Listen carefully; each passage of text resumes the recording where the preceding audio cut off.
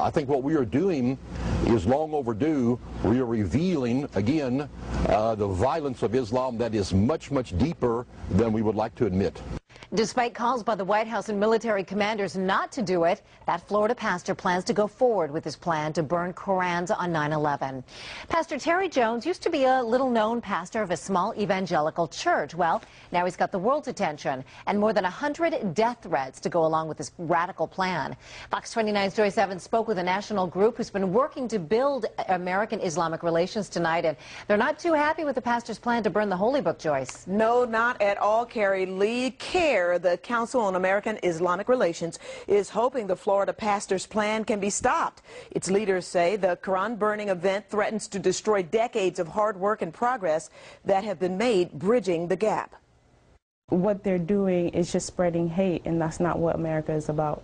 Rugiatu Conteh is busy at the Philadelphia office of CAIR, distributing public service announcements ahead of the 9/11 anniversary. One aimed at showing Muslims suffered too. I'm a New York City firefighter, and I responded to 9/11, and I am a Muslim.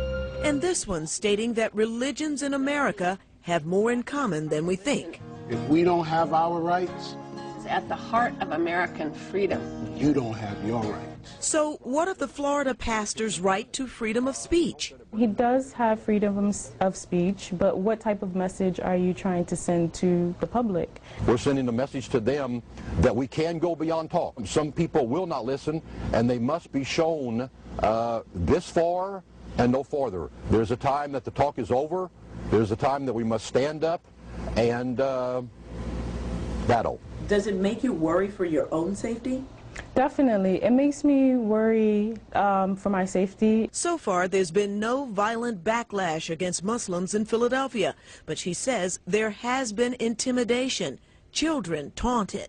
We do have cases of bullying in schools with their peers calling them terrorists, and it really affects them, so because they become ashamed of being Muslim.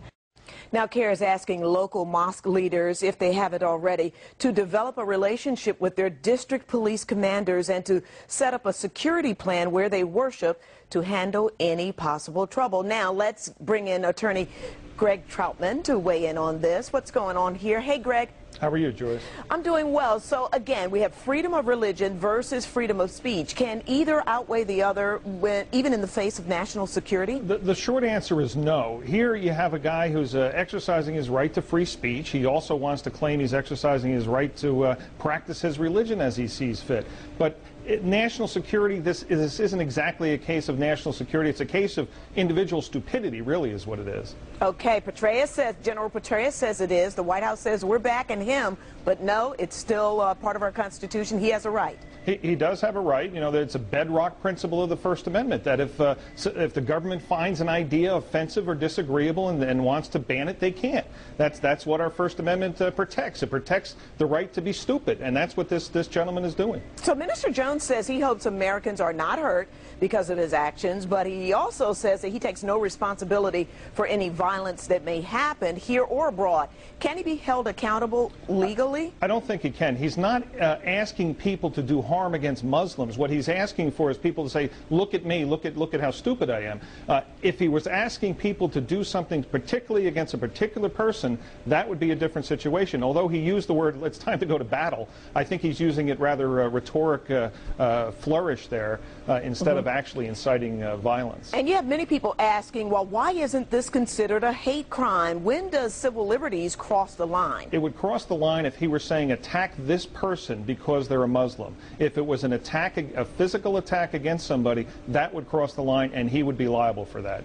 Greg Troutman, thanks for coming in tonight. Good to see you. Good to see you. And Carrie Lee, the tension is building all around the world. It really is, Joyce, and it's got a lot of people, even our viewers, talking on Facebook. In fact, Arlene writes, disgraceful and disrespectful, merely an attention grabber. They should be ashamed of themselves. And Howard says, on the day of judgment, everyone will have to answer for their sins, including those who claim they act in the name of God. Burning religious literature because of one group's actions is no different than burning crosses to scare African Americans or painting swastikas to intimidate the Jewish. That was Fox 29's Joyce Evans reporting. Joyce, thanks so much for that report. You're welcome.